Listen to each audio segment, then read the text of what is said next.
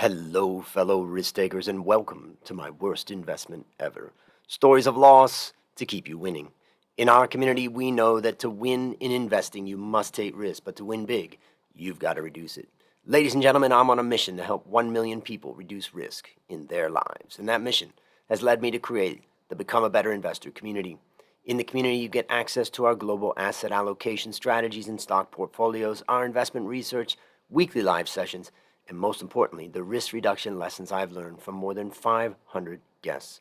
Go to myworstinvestmentever.com right now to claim your exclusive podcast listener discount. Fellow risk takers, this is your worst podcast host, Andrew Stotz from A Stotz Academy, and I'm here with featured guest Nick Karadza. Nick, are you ready to join the mission? Absolutely. Let's do it.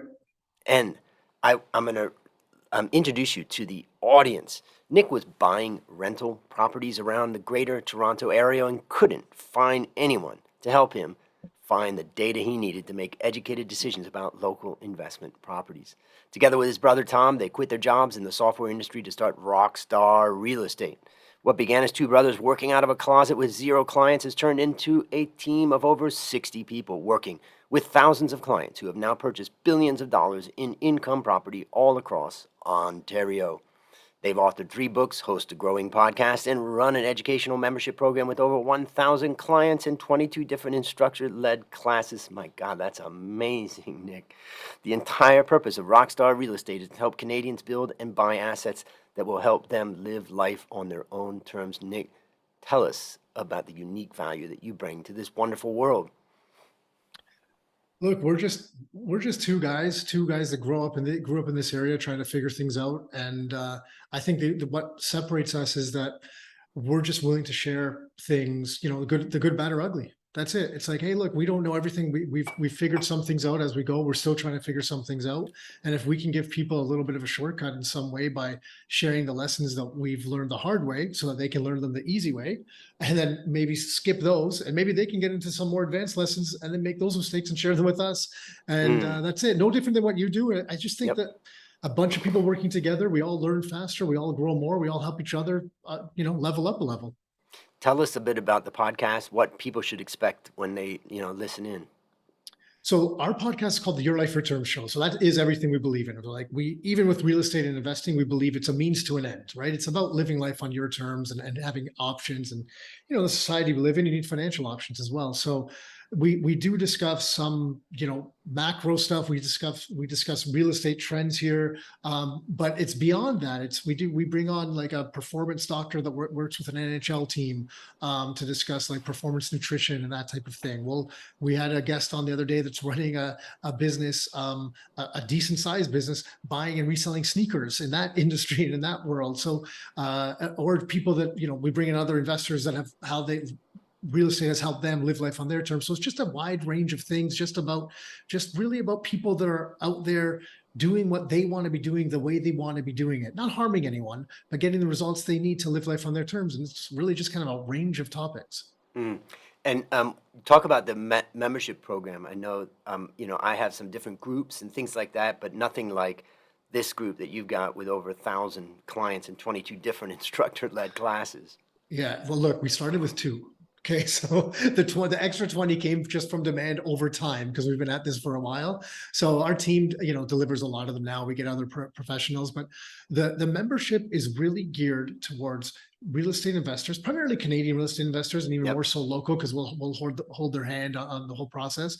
And it's kind of the systems and to how to implement the systems to get these repeatable results Mm. that you want. So we really are there to hold their hand through the whole process of investing in properties through beginning or end, through the good, bad, and ugly. It's not a lot of people, so many people, and in your world, I'm sure you've seen this, like so many people want the easy button. It's like, oh, Yep.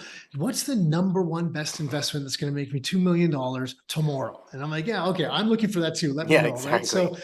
So we're just like, hey, look, it's a process, but it works. If you follow a proper system and you're investing for the long term and you're looking up principles and fundamentals of things, there's real profit to be made, and here's our view on it. And we try to help people and we're there to support them through the whole process. Mm. Curious, I have a podcast interview with a friend of mine yesterday, and she is Canadian. She's living in Malaysia, and Okay. she's thinking about retiring. And one of her options is to move back to Canada. I believe Vancouver. And what her biggest fear is that property prices are so high. Number one, Hmm. so buying is a pretty big thing to go back, and I don't know what's happening with rental. And then she's afraid that the cost of living's quite high, and yeah, compared to Malaysia and Thailand, it probably is. But I'm just curious, like, what advice would you give someone like that who hasn't looked at the property market for a long time in Canada, and now I believe prices have been, pumped up pretty high. Should they be renting? Should they be buying? Should they be looking for something small? Should they be, what advice would you give her? Well, be prepared for sticker shock from when you left, I guess. But it's tough, right? Like it's such a local game. So I'm much more familiar with the markets around here, but I am somewhat familiar with the markets there and what, in Yep. the Vancouver area, what's been happening. Overall, what we've seen in different, some areas of Canada, primarily Vancouver and Toronto, and the surrounding areas, are we've seen just not enough housing starts to keep up with the population growth that we've been seeing. So the Mm, supply and demand fundamentals are a little bit out of whack. Now, having said that, that was just like the kindling on the fire. And then the easy money, low interest rate policies, inflation-based policies that we put in, was the that was like gasoline on the fire? yeah, I was gonna say jet fuel, but gasoline too. Yeah, yeah, Yeah. whatever, I was trying to think of maybe it's dynamite, whatever we want to put Yes. on the fire, right? So it's kind of throwing everything out of whack. And we are short term in an area now where this over exuberance has been coming down and settling back down. I think Mm, we probably have a little bit more, probably one more leg down before we kind of build off that kind of where we were. But I'm a big believer that if I like assets and if I can mm, get a good asset that gives me options, so whether I live in it or if I decide to move on someplace else, I can then rent that asset out and there's a decent rental component that helps me break even or better yet create cash flow, then I'm all for owning that asset for a period of time. So that's mm, the way I look at things. I'm like an old school, give me hard assets. If they spit off cash flow, even better. And that's kind of the way I look to invest. So if you can find something like that that gives you the options both ways, then to me personally, I would be interested in buying something. mm. Okay. Well, now it's time to share your worst investment ever. And since no one goes into their worst investment thinking it will be, tell us a bit about the circumstances leading up to it and then tell us your story. Um, so look, I had two options. I bought the one. This is not the one, but I did buy Northern Telecom. If you'll probably remember Northern Telecom, the company. I Yep. did buy that stock, and it went complete. And that was early. It was my very first like stock buy, and it went to zero, like absolutely zero. So that's one, but we won't use that one because there's not very many lessons there. So the one I'll talk about is a real estate one, and I went in. I was new. It was my first property that I bought. I had just taken one of those like real estate weekend boot camp things that have been all over, different Canadian and American cities they go. And I was ready. I was young and I was hungry. And I'm like, I'm going to buy this property and I'm going to fix it up. And there's just like so much money to be made here. Like I can do this. And it's going to, pretty straightforward, buy, fix, sell. Let's do this. I'm ready. And Look, it was a lot more work than I had anticipated. mm, It was an outright it was long days. I was working full time. I was still living home with my parents. I'd be waking up at 5:30 in the morning. We're taking my dad was working drywall. I had a drywall business. I'd be taking his pickup truck to the house the night before and loading up all the garbage from the night before. I was about 20 21, and no 21-year-old wants to get up about 5 in the morning to start doing this, right? And I'm waking up, loading up the garbage, going to the local dump. I was like waiting for the gates to open so I could go empty the pickup truck and take it back to my dad's house and let him take the pickup truck for his drywall business. I would go work. I was in IT at the time. I would go work all day and then go back and start doing renovations again the night before. And I'm just burning the candle at both ends. I had to end up asking friends for help, my father in his drywall business, his contacts and help and for help and that type of thing. At the end of the day, though, I did end up actually making profit from it, but mm, the profit ended up being $4,000. And for the amount of work and time that I put into it, I mean, that was IT in the days where like IT workers were in hot demand. Like I could have worked a little bit of overtime and made $4,000. You know what I mean? So uh, it was profitable. It was barely profitable. I would not do the amount of work again for the money. Mm, However, the lessons that I learned that's where the things changed for me. But from the financial perspective, the amount of work and the overall return on investment was just not, it was yeah, not a good thing. and if an outsider did the calculation of whether you made money on it, they would calculate your time at a market rate, and they Yeah. probably would say, okay, you're probably contributing your time, and but we'd have to book it as a legitimate cost, and so then it would be under. So Yeah. Yeah. The how would you 4,000 describe, bucks gone. yeah, how would you Sorry, go ahead. describe the lessons that you learned? The lessons that I learned changed my life. I don't mean that lightly. They legitimately did. And I think what it allowed me to understand is that there's way more to the world and way more going on than I understood. I had recently graduated school. I went into a full-time role, full-time IT role. And that's kind of what I was taught. Like you go to school, you get a good job, and you just move on. Then you just kind of work your way up the corporate ladder. And this showed me that there was potential to this stuff, and there's just other things out there. And it just opened my mind to being like, okay, I believe in this asset class. Like I just see this real Mm, estate stuff. I can understand it. There's something here, but maybe this like buying and selling, like I just didn't get it. I was like, why am I doing all this work to sell it? And then, maybe if the payday is bigger, maybe I would have thought differently, but I was like, I don't get it. But if I can hold on to this thing, like there's got to be these other avenues. mm, And that's when I started. I think maybe that's when I finally read Rich Dad, Poor Dad or something like a few of those books. There was the 1 Minute Millionaire, Rich Dad, Poor Dad, The Millionaire Next Door. And I started getting a sense of this stuff. And I started understanding this thing about this self-liquidating asset. And I'm like, what the heck is this? And then I started understanding. I was like, oh my God, I had one of those if I rented it out, and now I just sold it. So it it just expanded my horizon. So there was the lessons, and then on top of the lessons, everything that I was scared about and I was scared about doing, though a lot of it came true, but I handled it right. and I got through it on the other side. And all my fears, I was able to look at and be like, hey, it wasn't such a big deal after all.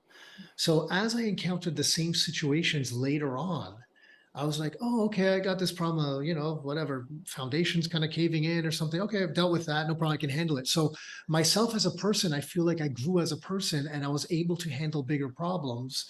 And one of the things that I ended up saying out of that is, one of my beliefs is whoever handles the most crap, I use a different word, it's 4 letters, Mm, starts with SH, whoever handles the most crap wins. Because I think that if you're able to if you stop worrying with the little stuff and you're able to level yourself up to bigger problems, there's bigger opportunity for you as well. So I don't know, that's it in a nutshell. I don't know if that's yeah. clear enough, but there was so much to unpack there. But and then that got me further down into the real estate road and investing in properties from a young age. I'm 44 now, and it's changed my life. Like it legitimately has changed my life, right? Yeah, I mean, I guess my biggest takeaway of that is for the listeners out there, if you can learn to identify problems and solve them, you've got a lot of opportunity in this world. And many people have a hard time identifying what the problem is, and they don't have the skills to solve the problem. Sometimes those skills are grit and sticking with it. Sometimes those skills are stepping back. Sometimes those skills are asking other people for advice or help with something. But if you've got the ability, and I like what you said too, reminded me of something that I say, which is like, I remember I used to I had a young group of kids that I did scholarships with many years ago in Thailand. They helped them get through high school and then university, and one of them even through her master's degree. And what I told them when they were young is like, bring your problems to me. I can handle it. My Mhm. back is strong, and I've been through so much that there's just no problem. And then having passed, the passing of my sister and my father and all those things and all the different things I've faced in life, it's like problems do not intimidate me. They do not break me. I have the ability to push through them, to look at them, and if we can, and that's really what I get from your story is that you built the confidence that you can solve the problems in front of you, and that's why people want to follow you. That's why people want to listen to you. That's why people want to join you, and that's kind of my biggest takeaway. Yeah, I think you nailed it on the head. And it's something I try to share now with investors is that I truly believe now we're in real estate investing. So, I mean, there's this opportunity exists elsewhere as well, but I'll Mm, use it in real estate investing. That, becoming even if you have one property, when you have that hands-on investment experience, it's not just about the investing. It it allows you to grow as a person, and the skill set that you gain. I've never put it the way you said it, but you're actually right. That the skill set you gain from handling those, identifying and handling those problems, it opens up doors for you, and it doesn't mm, just open up doors in investing or something else. It opens up doors in careers and things. Like, everyone wants to be around people and wants to grow their network with people that can identify and solve problems, right? And it's the minority of, generally it's the minority of people, and when you are able to put yourself in that level, it just, the horizons are automatically expanded. yeah. I want to tell you a story about my best friend Dale, who runs our coffee factory here in Thailand. And we had been running the factory, I don't know, it was probably 10 years at the time, maybe 7 years. It had definitely had a lot of ups and downs. It was a tough start. We had the Asian financial crisis in 1997, and that was really painful. And Dale was in the factory. The factory was operating, and basically he was on the phone in the upper part of the factory, and someone came rushing in his room to say, "Fire." And basically, he went down and found our roasting machine on fire in the roasting room. And, you know, he just took control of the situation. And first thing is he got all the staff outside of the factory, except for two people. And he got those two people and basically got one of them to get a hose that we had, nearby and start hosing down the wall and some other places because he could see the fire potentially spread. The other one, he said, get up on the roof of this building and start pouring water down this chimney as fast as you possibly can. Meanwhile, he had like 27 screws that he had to unscrew in the burning heat with fire and My smoke and gosh. all of this. And he just stayed focused and he did all of that. He opened it up, they sprayed it, they shut it down, and we didn't lose our business. And I just think about that's a great example of, there's the problem. Don't be a panic person. Be a person like Nick, be a person like Dale that sees the problem and says, all right, let's solve it. Yeah, look. Dale one ups me. Okay, I might have been the first one running out the building. I'm not sure, but but yeah, I understand for sure. But yeah, that's incredible. Like, that's exactly what it is. I mean, that's what, isn't it? Like, doesn't that allow us all, if we're looking at a way to kind of give back? So many people talk about helping others and stuff like that. Mm, By being that person, doesn't that then allow you to be the person that's able to give back? Like what mm, Dale doing that. Think of, yep. so there was the business for you guys, 100%. But then there's also the jobs and the Mm, incomes and the families that are supported by those jobs and stuff. So, like, I feel like you can grow your impact if you operate in that manner. And it's not perfect, and yeah. sometimes, we all fight with things where no one's perfect. It's not like, oh, I do this all the time. Like, we all kind of like get off the rails a little bit, have to pull ourselves back, and it's constant kind of battle with that type of stuff. But I just feel like it yeah, I just feel there's more to it than just, the financial means, the investment means, and that type of thing. I think that's what I'm trying to share, Yep. about it. Yeah.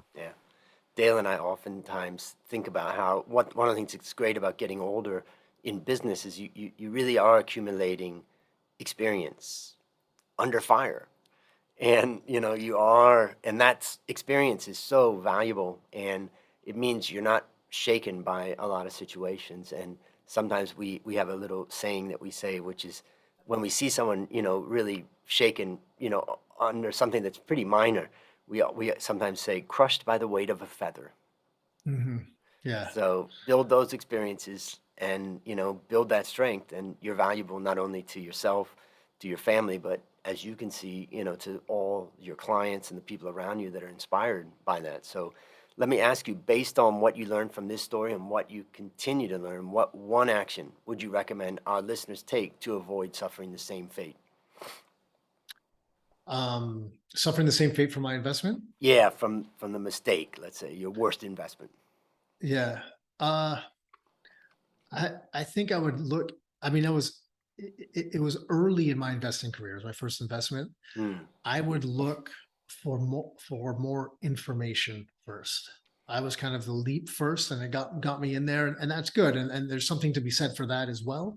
However, it would have been great. It would have been I would have been more successful had I had, just a little bit more insights, a little bit more data, a little bit more of an understanding before I got in. And I say it hesitantly because it's a bit of a fine line, because there Hmm. is the analysis paralysis side of things. So you can just look at information, things forever and not actually end up doing anything. And so there's good and bad to both. But looking back, I would be like, if I studied had a greater understanding of certain segments of the market and really understood the renovations that I was getting into, and not just kind of looking at myself and being like, no, you've kind of been through a little bit of this, you understand it, and being a little bit naive in my youth.